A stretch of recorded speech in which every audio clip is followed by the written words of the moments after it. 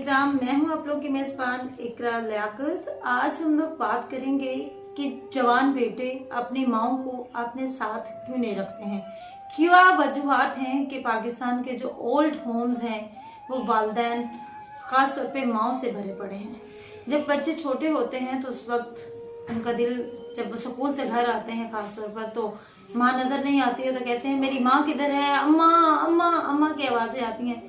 तो क्या हो जाता है कि जब वो वक्त के साथ साथ बड़े होते हैं, अपने पाँव पर खड़े हो जाते हैं, तो वही वालदा जो होती है उनको बोझ लगने लगती है।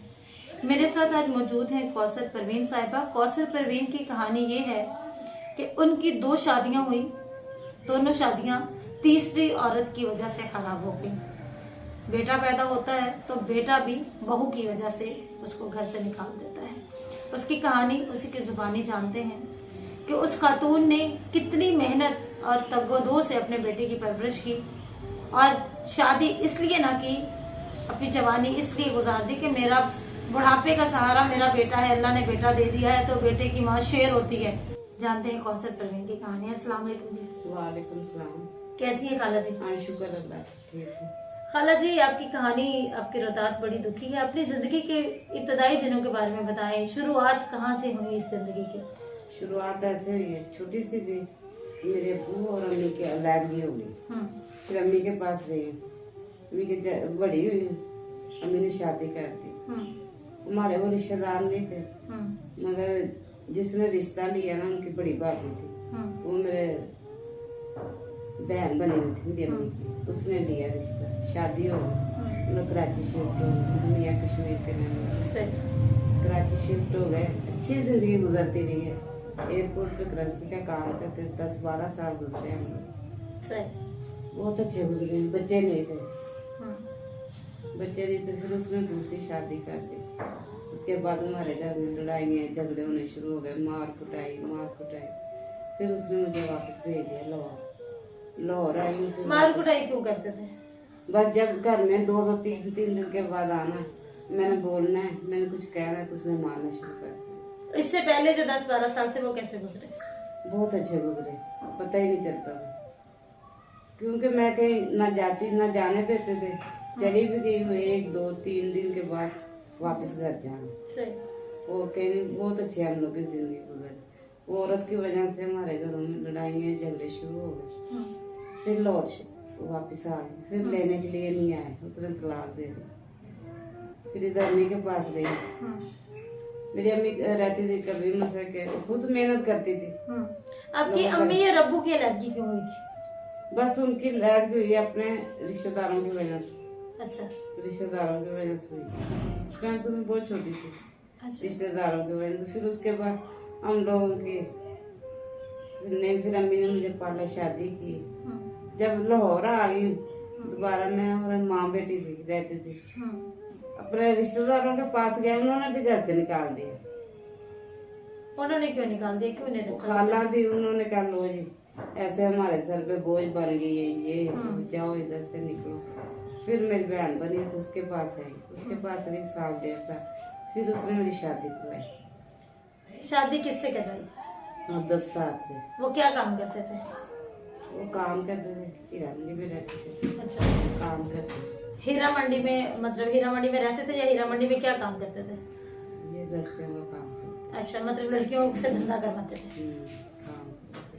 फिर उसने इज्जत से रखा, 4 दीवारी में ना किसी का आना जाना। 3-4 साल गुजरे हम लोग तो बहुत अच्छे गुजरे। अल्लाह ने फिर बेटा दिया। बेटा दिया, वो हॉस्पिटल में थी, पीछे से औरत हमारे घर में आई। कौन औरत? क्या नाम था उसका? शिबाना उसका नाम, उजरे शाम की।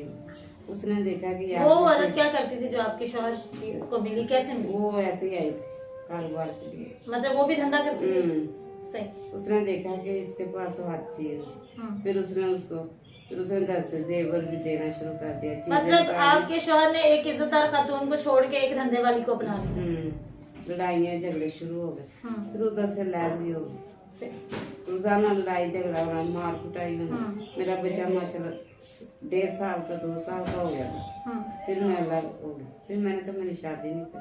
फिर मैंने एक प्रोजेक्ट आया। किस चीज का प्रोजेक्ट था? HIV। सही।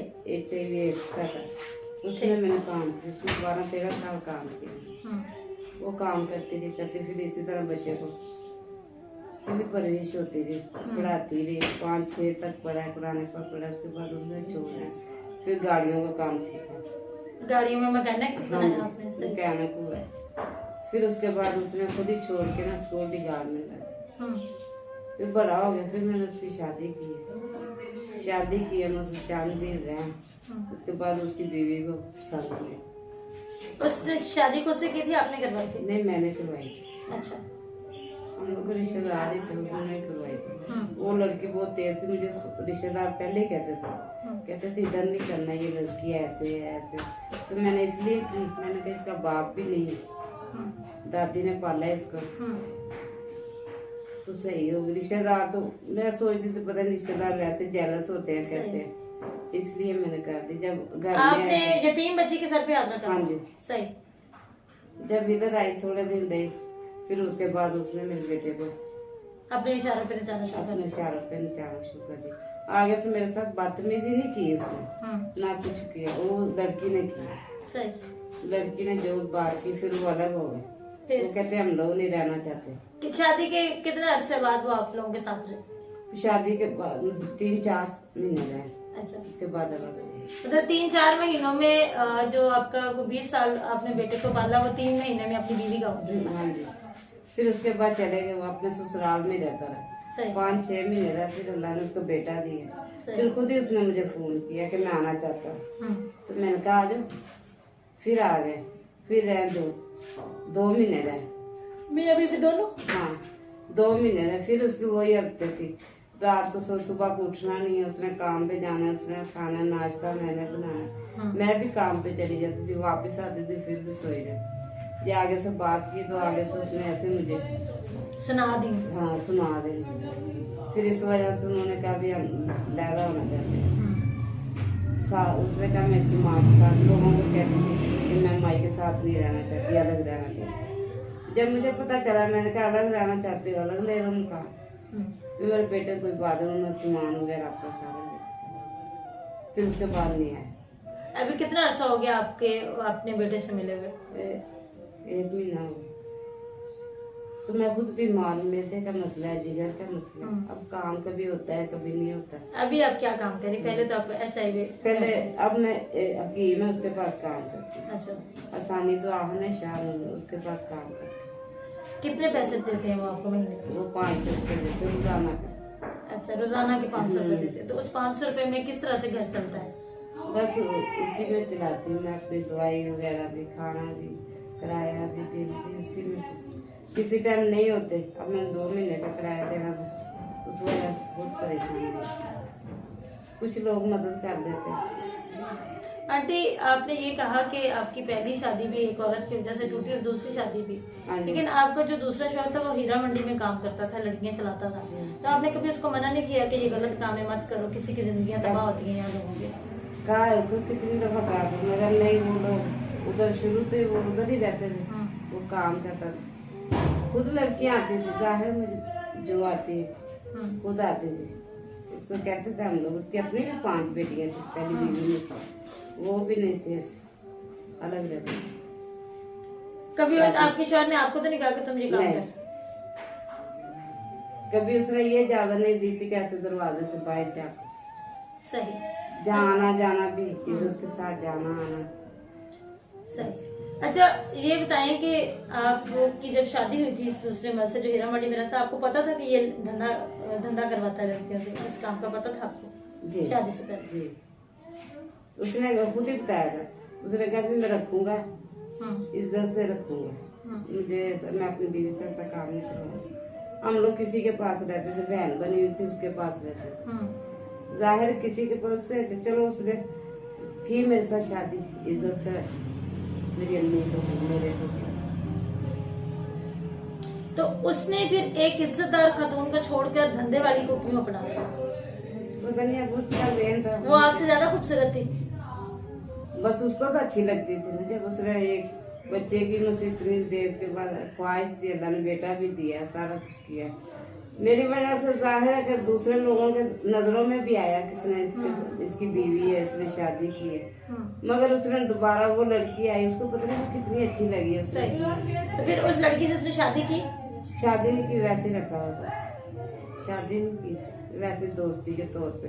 तो वो ऐसे थी, उसने तो उसको जरा सी बात होती थी वो बस उसको जरा नुस्खा लगाते, घर से पैसे जेवर जो भी था चीजें, फिर इसलिए मैं अलग हो। मैंने कहा मेरा बेटा छोटा है, कल को बड़ा होगा, इसके जेन से भी यही असर पड़ेगा, इसलिए मैं अलग होगा। अब आज आप जिस जिंदगी के दौर पर खड़ी हैं, क्या महसूस करती हैं? अब जिंदगी नहीं है वो, यही महसूस करती हूँ, पता नहीं कहाँ जाना, किसके पास जाना, दिल ही नहीं करता किसी के पास जाने, किसके पास जाए। रिश्तेदार तो वो ही है ना, कोई नहीं रखता किसी। बिल्कुल। 3 खातूनों ने आपकी जिंदगी तबाह की, आप उन खातूनों को कुछ कहेंगे? नहीं, मैं कुछ नहीं कहना, क्या कहना। अकेले बैठकर कभी आप सोचती तो होंगी कि अगर जब मेरा बेटा हुआ था मैंने फिर से शादी कर ली होती तो हो सकता है मेरी जिंदगी बेहतर होती। जाहिर है हर टाइम सोच तो आती है, मगर ये सोच नहीं आई कि मैं शादी करती। ये सोच आती है कि 24 घंटे कि आप शादी की थी, कैसे रहते, अब मैं बीमार रहती हूँ, मेरा सहारा होता, मगर नहीं, उसने कभी देखा भी नहीं। उसके ससुराल वालों ने भी इतनी बातें की, उसकी बीवी ने भी, मेरे मियाँ के बारे में ये ऐसे थे ऐसे, उन्होंने उसके मेरे बेटे के कानून में तुम्हारा बाप ऐसे था, तुम्हारी माँ ऐसे थी, लेकिन मैं नहीं चला तो जाऊँ। लेकिन आपके बेटे को ये सोच नहीं आती कि मेरी माँ ने मेरे लिए अपनी जिंदगी गुजार दी? उसको सोच आती है, उसको छोड़ के क्यों जाता है, वही ना, सोच आती है तो छोड़ के क्यों जाता है।